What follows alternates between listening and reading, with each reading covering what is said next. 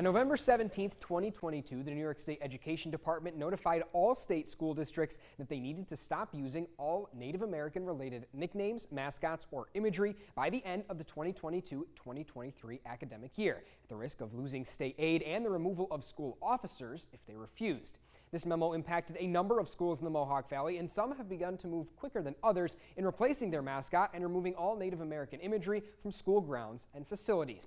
Here are all the updates we have from the 9 area schools that will go through the process that must be completed in full by the end of the 2024-25 academic year. Waterville is the district that moved most quickly, already having selected their new mascot via a public vote on May 16th. That coincided with the school's budget vote. The former Indians will now be the Eagles, as that name was selected over 3 other options of Wolves, Huskies, and Wildcats. The Eagles garnered 249 of 678 total votes, or 37% of the total.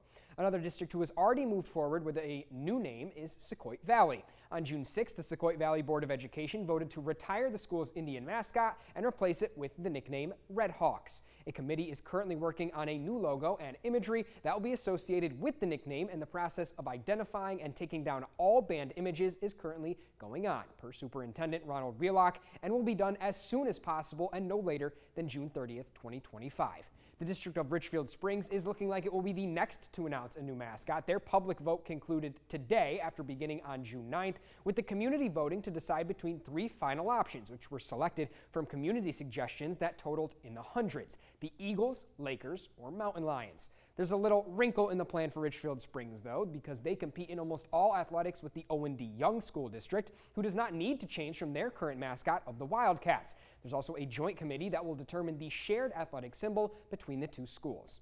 Another pair of districts have already conducted votes for their new mascot as well, although there's no word on when the final announcement for each will be made.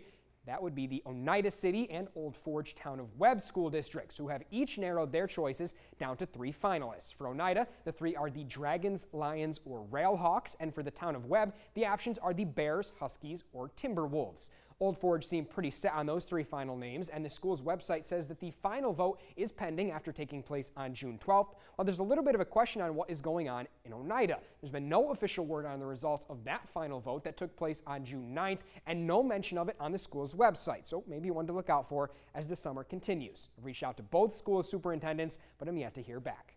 And then the final schools that really there just isn't much to say about, that would be the Whitesboro, Clinton, West Canada Valley, and Oriskany school districts. West Canada Valley has the clearest picture as of right now. They voted to retire their Native American mascot in June and will have nearly all visible association with that mascot removed from the district by the start of the 2023-24 school year. That process has already begun. The school has not taken the next steps in establishing a new mascot, though, so it looks like for at least the next academic year, the West Canada Valley athletic teams will be known as just that. That's where things start to get a little bit cloudy now, with no response from the Whitesboro, Clinton, or Oriskany superintendents after requests for comment a week ago. There are also no updates on the situation posted on any of those schools' websites, although for Oriskany, they are in the process of appointing a new superintendent, principal of the Poland Central School District, Mr. Gregory Cuthbertson, with that appointment being approved by the Oriskany Board of Ed on June 26th and going into effect on August 1st. So those are all the updates that we have so far. If one thing is for sure, it's going to be a busy summer for all schools involved, and we'll keep you in the loop when new news comes out. But for now, that's all for sports.